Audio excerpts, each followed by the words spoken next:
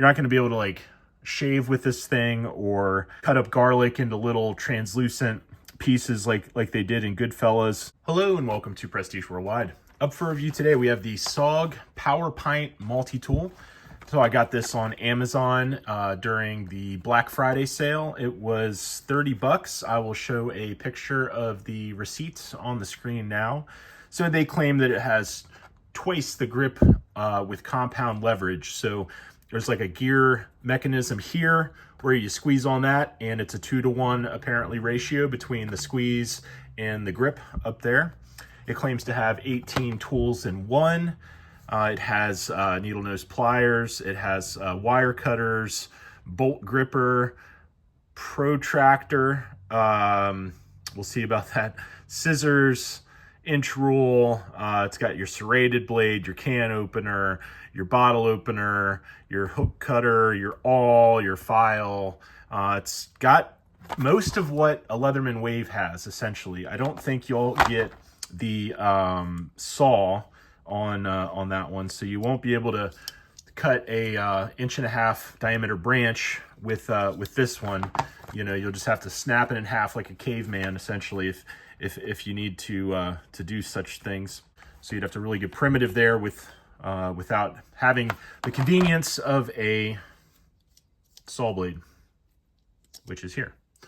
All right, let's open it up and see what it looks like. So in the past, I've had several SOG tools. They are generally of pretty good quality, on par with maybe Gerber multi-tools or Gerber tools in general. It's going to be a softer steel, like a Chinese sort of medium stainless where, okay, I think it's 5CR13, 5CR15 on the blade steel.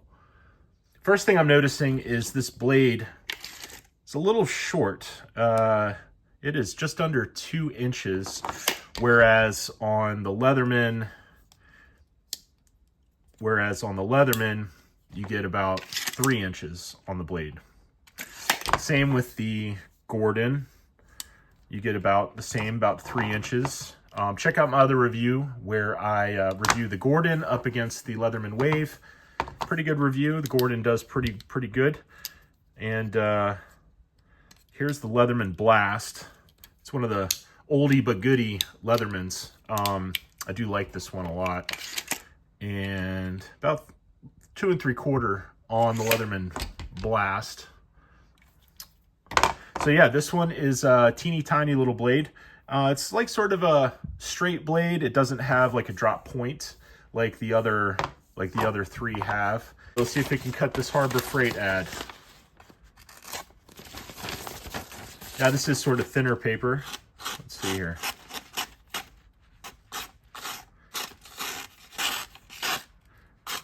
So this is just straight out of the box performance. Of course, you could strop it, you could sharpen it, you can make any knife sharp.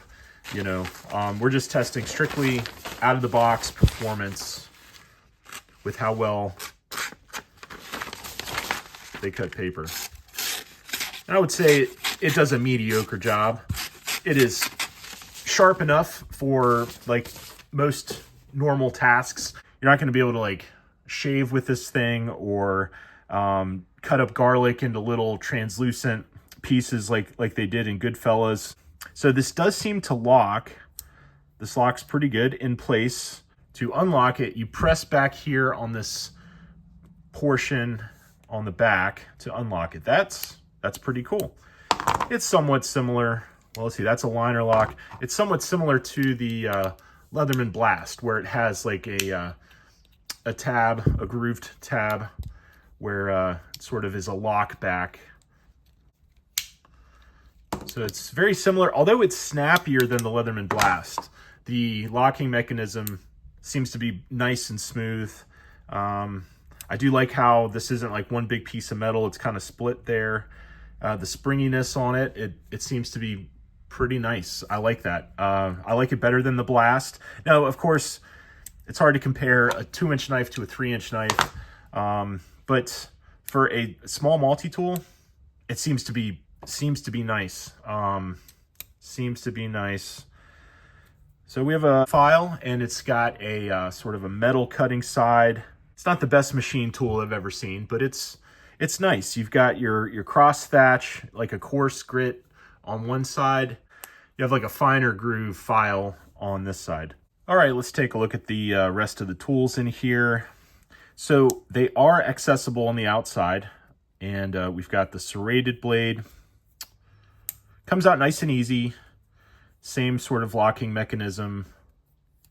Let's see how well this serrated blade can cut paper. Okay, here we go. If I keep it in one section, yes, it can cut paper. It can cut paper pretty well. So yeah, that's nice and sharp. That's what you want out of a serrated blade. Serrated blades are hard to sharpen, so you want them really sharp out of the box, because it's kind of like the only chance you get is sharp out of the box, unless you're really talented at sharpening knives and you know how to sharpen these. Okay, let's check the weight on these and see how they compare. Okay, so the SOG PowerPint is 4.2, the Gordon is 8.5, the Wave is 8.5, the Blast is 6.8. So essentially, this SOG PowerPint, it weighs half as much of a Leatherman Wave or a Gordon multi-tool, full-size multi-tool. It weighs half as much. Let's see, what else do we have? We have our can opener. So this looks very similar to a Swiss Army knife can opener. And it locks as well. Locks with the back tab. And then we have sort of a small Phillips. This would be on par with a Phillips 1 or maybe a Phillips 0. It's probably right in between a Phillips 1 and a Phillips 0. And it does lock. And then the next tool that we have is bottle opener and then scissors. Okay, scissors are important to me. On multi-tools, especially multi-tools that have pliers, I really like the ones that have scissors and pliers. That have scissors with them. I was brought up with a Swiss Army knife. Like when I went to Cub Scouts, and I remember going to the store, and my dad bought me my first Swiss Army knife, and it was like the best thing in the world. I thought it was awesome. It was one that had the I think it was the Huntsman. It had the blade on one side and the saw on the other, and I could like put out the blade and the saw, and I just thought it was so awesome that you could have like both tools out at the same time. But of course, Victorinox Swiss Army knives have excellent scissors. So I was sort of brought up with every multi-tool has scissors. That's just the way multi-tools are. And as an adult, I really try to buy multi-tools that have scissors. The pliers are cool. I definitely have lots of pliers, lots of Leatherman style multi-tools, but I really like the ones that have scissors as well. So let's see how well they can cut cardboard here. A little tough. It has a little click when they close. Not a big deal. They seem to be good enough. They seem to do scissor things pretty well. You don't have to like open them up and fold them back like in a weird way, like some other tools. They do lock into place, so that's kind of cool. Yeah, and they tuck away nicely. Okay, now on the other side, we have our regular blade. We've already looked at that one. Then we have an awl. Now this awl, AWL, has a nice edge to it. Seems like you'd be able to use that. Then you have a nice little precision screwdriver. This one is a flat and it's real thin. I like that. It seems like it would do precision screwdriver tasks pretty well. Then you have a little hook knife for skinning animals. Then of course your file that we've already looked at. So, and all these tools lock into place. So yeah, all in all, we have an all and all. Okay, and then also the pocket clip is pretty robust, pretty nice pocket clip.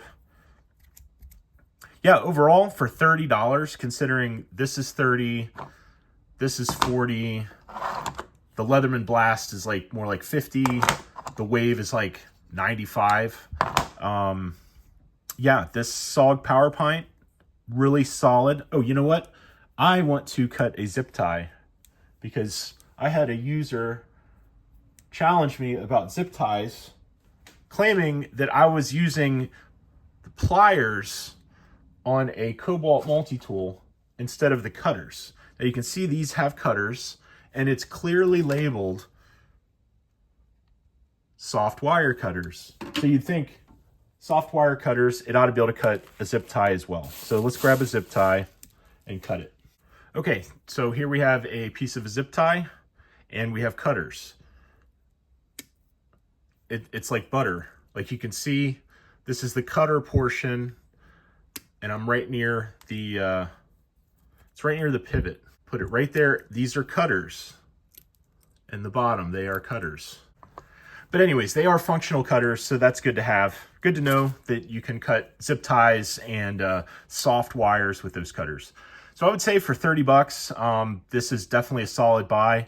I probably wouldn't pay full price for it, but on sale, definitely pretty good. And I would not hesitate to put this into a bug out bag or to put it into a camping pack out, camping loadout, or any sort of typical day-to-day type thing.